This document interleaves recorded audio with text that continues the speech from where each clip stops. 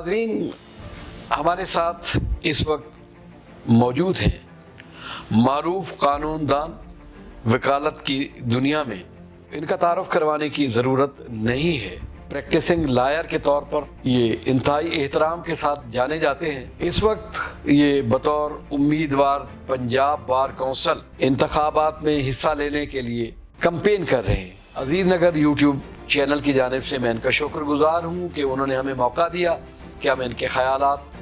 جان سکیں، تو ان سے گفتگو کا آغاز کرتے ہیں۔ راؤ صاحب، میں آپ سے یہ جاننا چاہتا ہوں عزیز نگر یوٹیوب چینل کی جانب سے کہ آپ کی شہرت ایک پریکٹسنگ لائر کے طور پر ایڈمائریبل ہے، لوگ آپ سے پیار بھی کرتے ہیں، آپ مختلف محکموں کے لیگل ایڈوائزر بھی ہیں، ایک مصروف وکیل ہیں، تو آپ نے یہ فیصلہ کیسے کر لیا کہ اب آپ کو وکلا حقوق کی ترجمانی کے لیے بطور امیدوار ممبر پنجاب بار کونسل انتخاب میں حصہ لینا چاہیے؟ اللہ تعالیٰ نے مجھے اتنی ہمت دی اور اللہ تعالیٰ نے میرا اتنا ساتھ دیا کہ آج اللہ کا شکر ہے میں ایک اچھے مقام پہ ہوں بطور پریکٹسنگ لائر، کہ ہر وکیل جو پریکٹسنگ لائر مصروف ہے وہ الیکشن میں نہ آئے، تو پھر تو صاف ظاہر ہے یہ جو فیلڈ ہے، جو وکلا کی ریپریزنٹیشن ہے، یہ تو ایسے لوگوں کے ہاتھ میں آ جائیں گی جن کا وکالت سے دور پرے سے کوئی تعلق نہیں، صرف وہ ممبر ہمارے بار ہوتے ہیں، لیکن کوئی پراپرٹی ڈیلر ہوتا ہے، کوئی کچھ کام کر رہا ہوتا ہے، کوئی کچھ کام کر رہا ہوتا ہے، جس کو نہ تو وکلا کے مسائل کا علم ہوتا ہے، نہ کہ وکلا کے مسائل سے دلچسپی ہوتی ہے، وہ ایک مافیا کی صورت میں آ کے اپنے مفادات کی خاطر وہ ہمیں اس پلیٹ فارم کو استعمال کرتے ہیں۔ تو لہٰذا یہ جو وکلا کا یہ پلیٹ فارم ہے اور جو ریپریزنٹیشن ہے، جو کہ ایک پریکٹسنگ لائر کے ہاتھ میں ہونی چاہیے اور اس کی قیادت میں ہونی چاہیے، اس کی بجائے ایسے لوگوں کے ہاتھوں میں آ گئی کہ جو کہ پراپرٹی ڈیلر ہیں، جو کہ جن کا وکالت سے دور پرے سے کوئی تعلق نہیں، نہ وکلا کے مفادات سے کوئی ان کا تعلق ہے، نہ وکلا کے حقوق کی خاطر کوئی لڑنے کا ان میں کوئی جذبہ ہے، اور صرف وہ اس پلیٹ فارم کو استعمال کر کے مختلف اداروں سے اپنے مفادات جہاں اس کے جڑے ہوتے ہیں وہ حاصل کرتے ہیں۔ سینئر وکلا، ہم سب وکلا بیٹھے ہوئے یہ بات کر رہے تھے، پھر یہ ہوا تو انہوں نے کہا کہ جب آپ لوگ پریکٹسنگ لائر جب نہیں آئیں گے تو ان لوگوں کو مقابلے کے لیے، ان کے سامنے آنے کے لیے آپ لوگ آئیں، تاکہ ان کو جو ہے اب جو ہمارے ممبران بار ہیں وہ ان کو ریجیکٹ کریں۔ جب اگر کینڈیڈیٹ ہی سارے اسی نوعیت کے آئیں گے تو پھر تو ایسے ہی معاملہ ہوگا۔ تو پھر مجھے انہوں نے مشورہ دیا کہ جی آپ آئیں، تو ان کے مشورے سر ان کے ساتھ بیٹھ کر اور پھر ان کی خواہش کے مطابق پھر میں، اللہ کا شکر ہے، میں وکالت کے علاوہ بھی اس کے لیے ٹائم نکالتا ہوں، اور ویسے بھی دوران وکالت ہمیشہ وکلا کی فلاح و بہبود کے لیے، وکلا کے مفادات کی خاطر میں ہمیشہ ان کے شانہ بشانہ رہا ہوں، اور یہی جذبہ مجھے لے کر آگے بڑھا، اور آج میں ممبر پنجاب بار کونسل کے الیکشن کے لیے امیدوار ہوں، اور انشاءاللہ تعالی یہی میرا جذبہ ہے کہ میں وکلا کے حقوق کی پراپر طریقے سے ترجمانی کروں گا، اور میں وکلا کے مسائل کو سمجھتا ہوں اور انشاءاللہ ان کو حل کرنے کے لیے ایک جذبہ رکھتا ہوں۔ اللہ تعالیٰ مجھے ہمت دے، مجھے استقامت دے، انشاءاللہ تعالیٰ کسی کو مایوسی نہیں ہوگی۔ تو میں جو انشاءاللہ تعالیٰ جب بن جاؤں گا تو میرا جو منشور ہے، اس منشور کے مطابق جو نوجوان وکلا ہیں جنہیں تقریباً جب انڈکشن ہوتی ہے وکالت میں 4 سے 5 سال کا عرصہ ان کے لیے انتہائی جو ہے آزمائشی ہوتا ہے، معاشی مصائب بھی ہوتے ہیں، تو اس کو ہم مد نظر رکھتے ہوئے میرا یہ جذبہ ہے، میرا یہ ذہن میں ہے کہ میں انشاءاللہ تعالیٰ اس کے لیے تگ و دو کروں گا، اور وکلا جو نوجوان وکلا ہیں انہیں کم از کم 5 سال کے لیے وظائف مقرر کرائے جائیں، تاکہ وہ بنیادی طور پہ بکس کے لیے، کسی اور مسئلے مسائل کے لیے، کنوینس کے لیے انہیں پرابلم نہ ہو۔ راؤ صاحب، آپ کے خیالات بہت خوبصورت ہیں اور اس اعتبار سے قابل ستائش ہیں کہ آپ وکلا برادری کے مسائل حل کرنا چاہتے ہیں۔ عزیز نگر یوٹیوب چینل کی جانب سے پچھلے دنوں جب سپریم کورٹ بار ایسوسی ایشن کے جنرل سیکریٹری ملتان تشریف لائے تھے، احمد شہزاد فاروق رانا، تو ان سے ہم نے سوال کیا تھا کہ آپ چونکہ اس خطے سے تعلق رکھتے ہیں، انہوں نے بتایا کہ میں بنیادی طور پر رحیم یار خان سے تعلق رکھتا ہوں، تو ان سے ہم نے پوچھا تھا کہ آپ جنوبی پنجاب میں پریکٹس کرنے والے وکلاء کا اگر موازنہ کریں گے دوسرے شہروں کے وکلاء کی جانب، دوسرے وکلاء کے ساتھ، تو آپ کے ذہن میں ہمارے ہاں کے وکیل کی مجموعی صورتحال کس طرح سے سامنے آتی ہے؟ تو انہوں نے کہا کہ جنوبی پنجاب کے وکلاء کو بہت مسائل اور محرومیوں کا سامنا کرنا پڑ رہا ہے، اور انہیں وہ مراعات اور آسائشیں حاصل نہیں ہیں جو اسلام آباد کے وکلاء کو ہیں، اور بطور خاص انہوں نے کہا کہ جو لاہور کے چند وکلاء کو حاصل ہیں۔ تو ایک بڑے فورم کے منتخب لیڈر نے جب یہ بات کہی ہے، اس میں آپ کی رائے یہ لینا چاہتا ہوں کہ آپ کیا سمجھتے ہیں کہ یہاں ہمارے خطے میں جہاں سے آپ منتخب ہونے جا رہے ہیں، وکلاء کے مسائل اور محرومیاں کس وجہ سے ہیں، اور بنیادی طور پر پاکستان بار کونسل میں ہماری نمائندگی نہ ہونے کا کوئی اگر اسباب ہے تو وہ سبب کیا ہو سکتا ہے؟ جہاں تک تعلق ہے جنوبی پنجاب کے وکلاء کے مسائل کا، تو یقینی طور پر جی یہ امر قابل توجہ بھی ہے، اور اس کو جو مسائل ہیں وہ وسائل کا بھی پرابلم ہے انہیں، اور معاشی جتنے مصائب ہیں انہیں گھریلو طور پر بھی جی، اور پھر یہ ہے کہ یہاں پر جنوبی پنجاب میں جو کلائنٹیج ہیں وہ ایک غریب لوگوں پر زیادہ مشتمل ہے، جس کی وجہ سے اس کلائنٹیج کی وہ فیسوں کا معیار نہیں ہے جو کہ لاہور یا اسلام آباد میں ہے۔ وکیل کا مقصد یہ ہے کہ جو پریکٹسنگ لائر، جی جی، نان پریکٹسنگ لائر جو مطلب ہے کہ اس کے ہاتھ میں جب جائے گی تو وہ وکیل کی ریپریزنٹیشن نہیں کہلائے گی۔ بالکل صحیح۔ اور یہی ہے کہ بھی وہ وکیل ایک دوسرے کے بارے میں نہ تو ایک دوسرے کے مسئلے مسائل سے واقف ہوں گے، جی جی، اور نہ ہی ان کے اندر وہ انٹریکشن ہوگی۔ جنوبی پنجاب میں اس کو ایڈریس کرنے کے لیے اور اس کو ریڈریس کرنے کے لیے انشاءاللہ تعالی جو سب سے پہلے تو پلان یہی ہے کہ بھی جو 5 سال کم از کم ان کے وظائف ہوں، پھر یہ ہے کہ جو ایسے سینئر وکلاء ہیں جو کسی بیماری کے باعث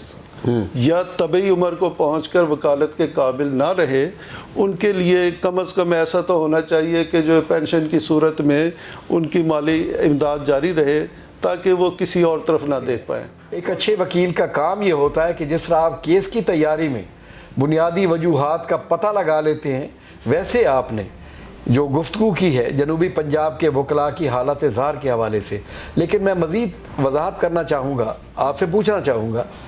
کہ یہاں اس وقت ڈیمانڈ ہو رہی ہے کہ جنوبی پنجاب کے لیے علیحدہ خطہ ہونا چاہیے، ایک علیحدہ صوبہ ہونا چاہیے۔ میرا کویسچن آپ سے یہ ہے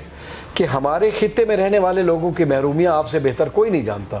اسی وجہ سے آپ انتخابات میں حصہ لے رہے ہیں، تو اس کا مداوع کیسے ممکن ہے؟ اور ہماری پچھلی قیادت نے کیا نہیں کیا جس کی وجہ سے احمد شہزاد فاروق رانا صاحب کو یہ کہنا پڑا کہ ہمارے وکلاء کو وہ مراعات حاصل نہیں ہے جو لاہور اور اسلام آباد کے وکلاء کو ہیں؟ جہاں تک ہماری ریپریزنٹیشن ہے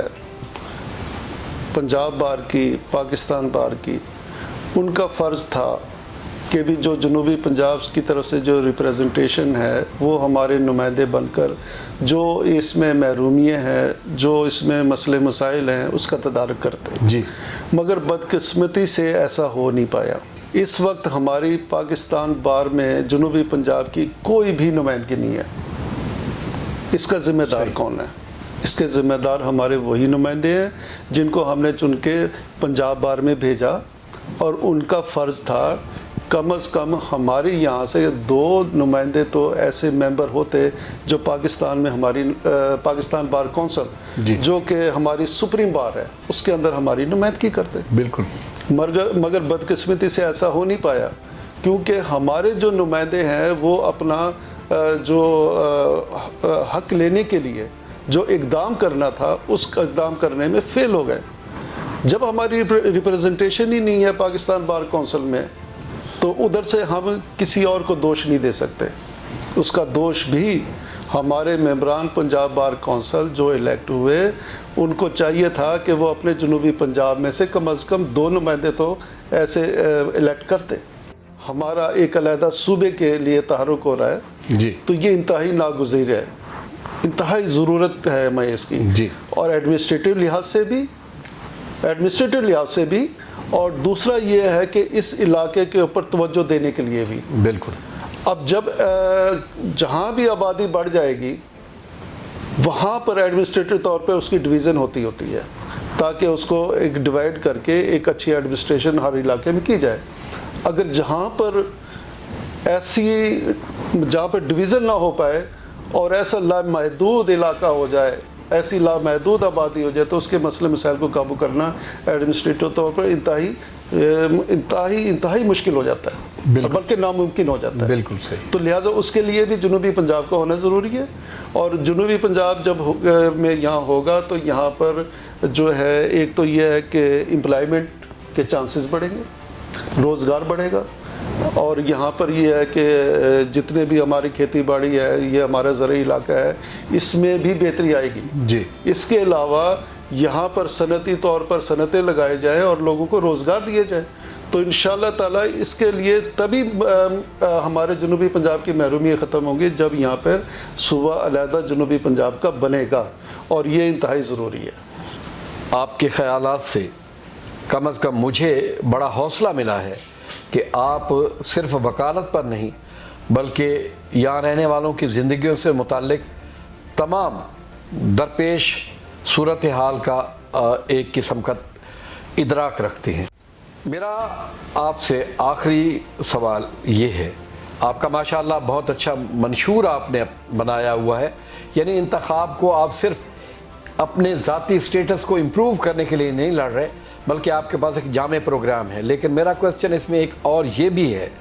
کہ اب جب کہ کرونا کی صورتحال نے عالمگیر سطح پر، یونیورسل سطح پر لوگوں کے لیے ایک تھریٹ پیدا کی ہے، وکالت کا شعبہ بھی اس سے متاثر ہوا ہے، اخبارات میں، ابلاغ میں یہ بات آتی رہی ہے،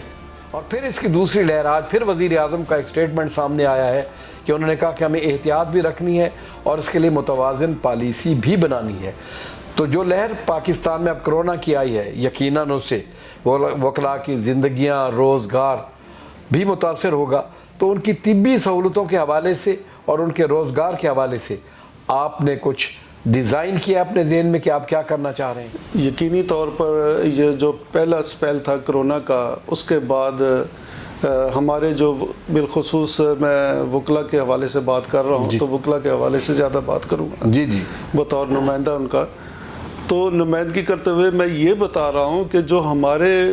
ایسے وکلا جن کا ذریعہ معاش صرف وکالت سے وابستہ تھا، جی جی، ادر دین کوئی اس کی ادروائز کوئی ان کی انکم نہیں تھی،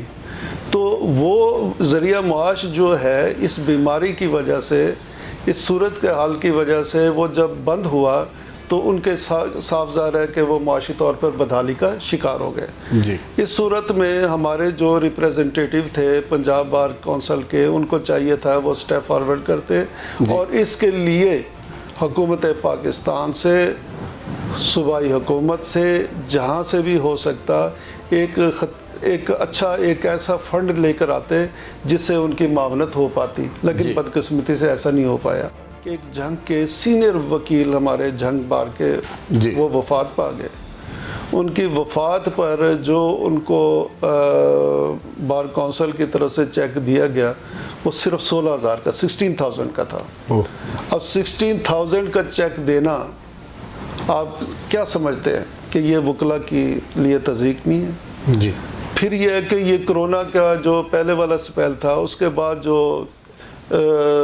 بڑے احسان مندی سے جتاتے ہوئے وکلا کو امداد جو دی گئی وہ 4,000 پر ہیڈ تھی، 4,000 پر ہیڈ۔ اب 4,000 جو ہے اماؤنٹ کے چیک دینا کیا وکلا کی تضحیک نہیں تھی؟ اب یہ ہے کہ اب یہ سیکنڈ سپیل جو اب شروع ہو گیا، یہ پہلے سے بھی زیادہ خطرناک نظر آ رہا ہے، اور اس میں اللہ معاف کرے، ہم اللہ تعالی ہمیں محفوظ رکھے، زندگی صحت دے، لیکن ساتھ ساتھ اگر حکومت پاکستان جیسے کہہ رہی ہے کہ اگر جس طرح کے یہ حالات جا رہے ہیں کہ ہمیں لاک ڈاؤن کی طرف نہ جانا پڑے، اگر لاک ڈاؤن کی طرف چلے گئے پھر مسئلے مسائل اسی طرح پیدا ہو جائیں گے۔ بالکل صحیح۔ تو اس کے لیے یہ ہے کہ ہمیں بڑا ایک جامع پالیسی بنانی ہوگی، اور اس قسم کی ہوگی کہ کم از کم جو ہے یہ وکلا جو ہے اپنا جو ہے وائٹ کالر والا جو سٹیٹس وہ برقرار رہ جائے۔ ہاسپیٹلز ہیں ان کے پینل پہ وکلا کو لایا جائے تاکہ وہ جو ہے بیماری میں ان کا علاج ہو سکے، اور کم از کم بار کونسل کی طرف سے بیماری کی صورت میں ایک ان کی امداد کے لیے ایک اچھی خطیر رقم ہونی چاہیے۔ آپ نے خیالات سنے راؤ محمد اقبال ایڈوکیٹ سپریم کورٹ، جو اس وقت بطور امیدوار ممبر پنجاب بار کونسل انتخابی مہم میں مصروف ہیں۔ میں شکر گزار ہوں ان کا کہ انہوں نے اتنی مصروفیات کے باوجود عزیز نگر یوٹیوب چینل کے لیے وقت نکالا۔ ان کے خیالات حوصلہ افزا ہیں، اور یقیناً جس طرح سے انہوں نے اپنے انتخابی منشور کا حوالہ دیا ہے، میں پر امید ہوں کہ انشاءاللہ کامیابی کی صورت میں وہ وکلا برادری کے لیے انتہائی احسن اقدامات کریں گے۔ ہم ان کی کامیابیوں کے لیے دعا گو بھی ہیں، اور میں عزیز نگر یوٹیوب چینل کی جانب سے